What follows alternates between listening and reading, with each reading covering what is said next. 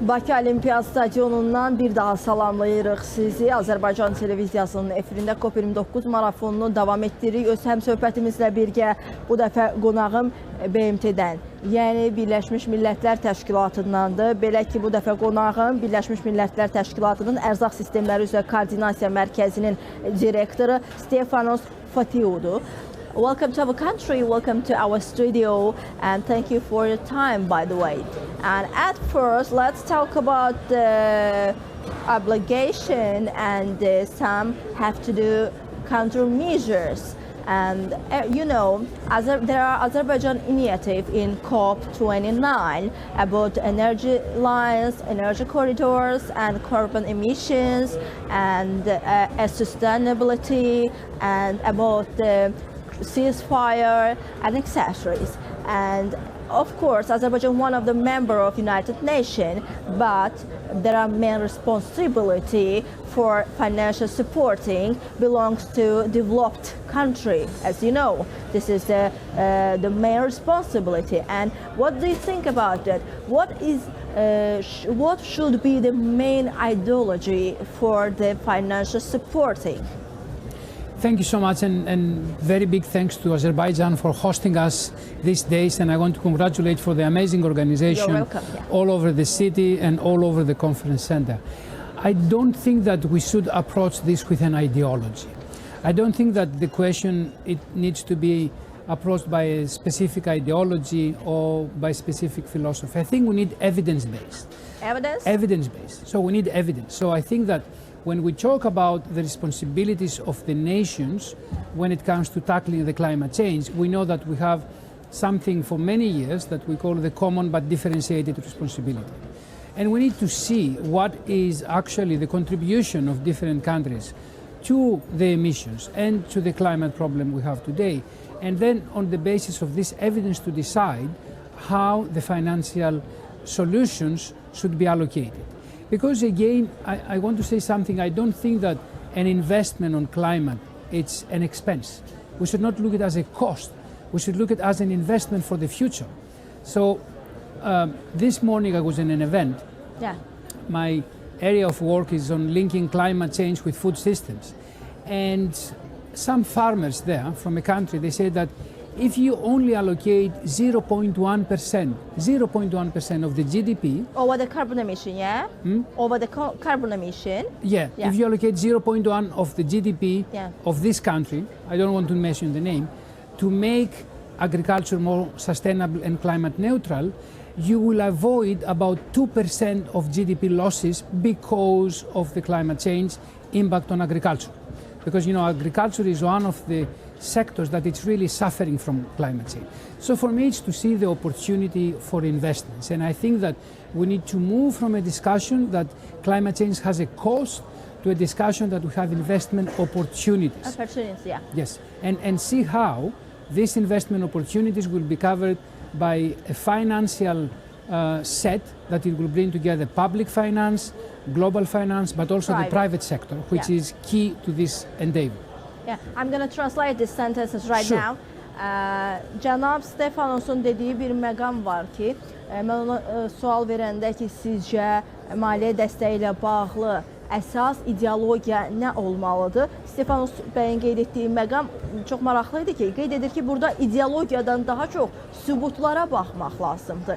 Yəni, tədqiqatların nəticəsi olaraq əlimizdə nə var və biz sübutlarla danışmalıyıq və xüsusilə bu davamlılıq platforması üzərindən həyata keçirilməlidir ki, bu hər il, hər COP-da xüsusilə qabardılmalıdır. Financial problems, yəni bu maliyyə problemi təkcə tutaq ki, Bakı platformasında deyil, davamlı olaraq olmalıdır. Çünki biz bilirik ki, COP29 son 15 ildə ilk dəfədir ki, bu qədər geniş formada maliyyə problemlərini qabardır və bu istiqamətdə onu qeyd etdi Stefanos və xüsusilə də onun qeyd etdiyi məqam iqlim dəyişikliyi ilə mübarizə çərçivəsində biz biraz da ərzaqların tərkibinə baxmalıyıq ki, burada dəyişkənlik nə olmalıdır və bu aspektdən biz sübutlarla danışmalıyıq deyə qeyd etdi və o xüsusi məqam var idi ki, Bakının investisiya bu sahəyə, iqlim dəyişikliyi ilə mübarizə sahəsinə ayrı-ayrı sahələr üzrə investisiya yatırılması baxımından çox vacib bir platforma olduğunu və ümidlərinin böyük olduğunu qeyd etdi.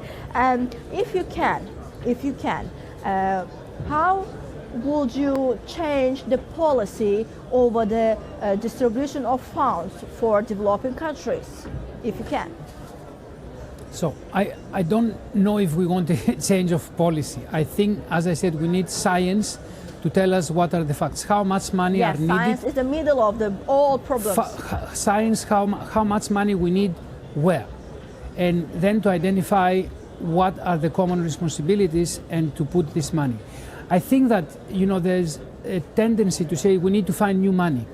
I think that the solution is somewhere to redistribute money. So get money out of investments in fossil fuels and put it in clean energy. Get money out of sectors that they really produce a lot of emissions and put it on greener sectors. So we will create new markets. And of course, there's always a transition period that some sectors will be facing a difficulty and some others will be flourishing. But this is why in the UN we have a concept, we call it just transitions. And we don't want, especially the poor people and the ones that they are really impacted by the climate change, to pay the price. We don't want this to happen. And we do have policies, and we do recommend policies that they promote social protection, they promote the support of small farmers, for example, to make sure that they will not be the victims of all of this. So for me, science and allocation according to the different responsibilities and allocation to how much money actually someone is controlling. Yeah, I'm going to translate again. Stefanos bəyin qeyd etdiyi bir məqam var ki, mən o sual verdim ki, əgər əlinizdə olsaydı, hansı dəyişikliklər etmək istərdiniz məhz vəsaitin bölüşdürülməsi ilə bağlı siyasətdə? O qeyd etdi ki, burada dəyişiklikdən daha çox dəyişikliyin kökündəki elmi tərəflərə baxardıq. Çünki bütün məsələlərin əsas başlanğıcı elmdən götürülür, araşdırmalardan götürülür və o qeyd etdiyi məqam yeni tenderlərin təşkil olunmasıdır. Yeni investisiyaların cəlbi üçün, yeni baxış bucaqlarının tapılması üçün, investisiyanın cəlbi üçün yeni tenderlərin keçirilməsidir ki, yeni alıcılar, yeni maraqlı tərəflər tapmaq lazımdır və bu baxımdan da onun qeyd etdiyi məqam bunların da mərkəzdə məhz araşdırmalar, tədqiqatlar dayanır ki, onun nəticələrinə əsaslanaraq bu formada iş həyata keçirilməlidir. As you know, the farmers is the front of the line fighting against the climate change. Foods, of course, too. Where is the climate change damage over the food systems? Okay, so we have multiple areas that climate change is affecting food systems. One is the natural disasters. So when we have extreme droughts or extreme floods, this is destroying actually agricultural production. So this is number one, and it's very, very common. The second is that we have a long-term impact on the soil and on the capacity of earth to be served as the ground to grow our food. Yeah. And then the third is that we do have sometimes different kinds of agriculture that they become monoculture, and we cut down forests, for example, to have some cultivations, and this is creating a very big impact. So I think that we need to focus on how we make sure that the small farmers are not affected, because the small farmers are usually the victims, because these are the ones that they will lose income when we have a very big drought or when we have a very big flood or when we have another natural disaster. And the second will be to understand what we call the hidden cost of food.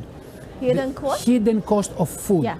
The Food and Agriculture Organization of the United Nations have released last year a study which showcases that there's a lot of hidden cost on the way we produce the food today because of the environmental, social and health impacts. And we have the numbers. We know how much this cost is. It's about $12 trillion all over the world. So we need to find out how we will eliminate this hidden cost. Okay. Stefanos bəyin qeyd etdiyi məqam var ki, sual verəndə ki, ümumiyyətlə ərzaq sistemləri ilə mübarizədə iqlim dəyişikliyi hardadır? Onun qeyd etdiyi məqam odur ki, çox vacib bir məsələdir. Çünki iqlim dəyişikliklərinin fəsadları həm də ərzaqlarımıza yansıyır və bu istiqamətdə iki suala cavab tapmalıyıq biz. Birincisi, bunun təsirləri nələrə gətirib çıxara bilər? Yenə tədqiqatlardan danışdı. Amma bu səfər sosiallıqlarla danışdı ki, sosial maarifləndirmə ilə bunu və sosial sorğularla bunu həyata keçirilməli ictimaiyyət arasında. İkincisi isə ümumiyyətlə ərzaqların bilinməyən, gizlənmiş dəyəri nədir? Əgər biz buna dair elmi cavabları tapsaq, qeyd edir ki, məhz iqlim dəyişikliyinin fəsadlarının ərzaqlar üzərində görülməsi ilə bağlı tədqiqatlar daha uğurlu olacaq və bu tədqiqatlara uyğun da siyasət düzgün aparılacaq deyə onun qeyd etdiyi məqamı. Thank you for your time. Thank you for interview. Thank you.